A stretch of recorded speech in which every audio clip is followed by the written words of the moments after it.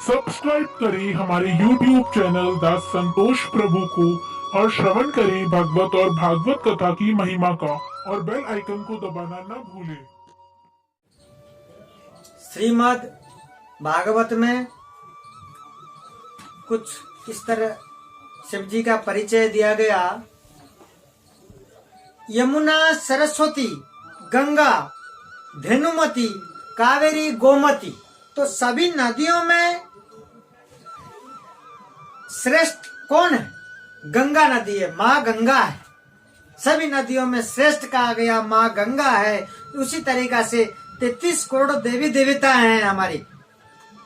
33 करोड़ देवी देवता में सबसे श्रेष्ठ कहा गया विष्णु को।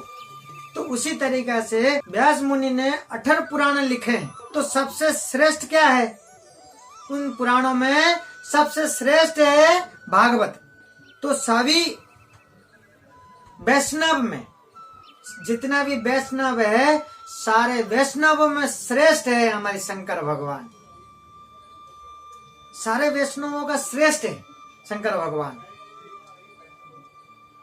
सबसे भक्ति योग और ध्यान योग में सबसे आगे हैं।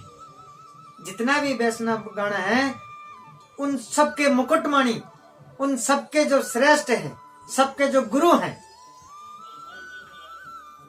वो हैं शिव जी, शंकर भगवान है। इस तरीका से भागवत में कहा गया है भगवान शंकर जी को। तो एक बार शंकर भगवान और माता पार्वती एक बार घूमने के लिए निकल पड़ते हैं नंदी पे, पृथ्वी लोक। और चलते चलते एक बार सुनसान जगह पे एक बट वृक्ष है और वहां रुक जाते हैं। रुक करके वहां पे प्रणाम करते हैं।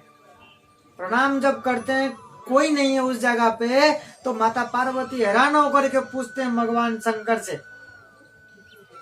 पूछते हैं कि प्रभु यहाँ क्या है? आप किसको प्रणाम कर रहे हो? यहाँ तो कोई नहीं दिख रहा।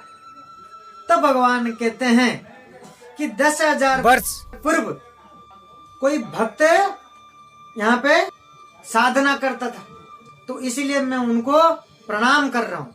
वो ऐसे भक्त थे, वैष्णव के श्रेष्ठ थे वो। जब कोई वैष्णव होता है ना, तो हर किसी को प्रणाम करते रहते हैं। तो शंकर भगवान उसी तरीका से कोई 10,000 पूर्व कोई इसी जगह पे बट वृक्ष पे कोई बैठ करके कोई साधना किया था, कोई भक्ति मार्ग में कोई बैठ करके वहां भक्ति किया था, तो उस जगह को प्रणाम कर रहे हैं।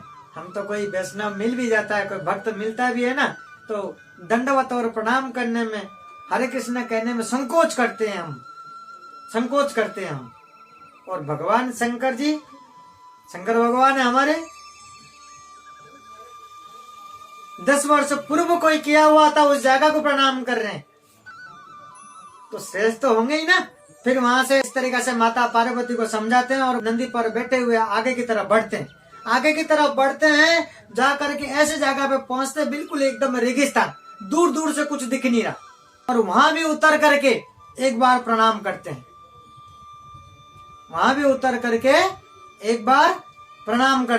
माता पार्वती देख करके फिर हैरान है, बोले वहां तो बट वृक्ष था, यहाँ तो दूर दूर से कुछ भी नहीं है, यहाँ क्यों प्रणाम कर रहे हो?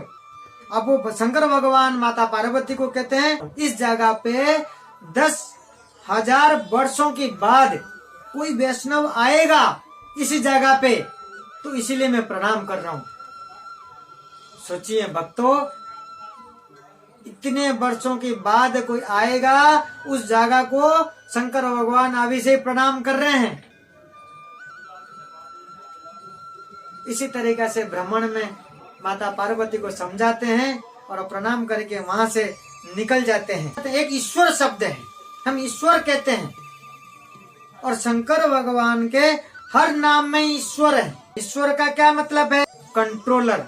ये सारे वैष्णव का कंट्रोलर है, तभी ईश्वर कहा जाता है। वो भूतों के नाथ है, भूतों के नाथ क्यों कहा जाता है? शंकर भगवान को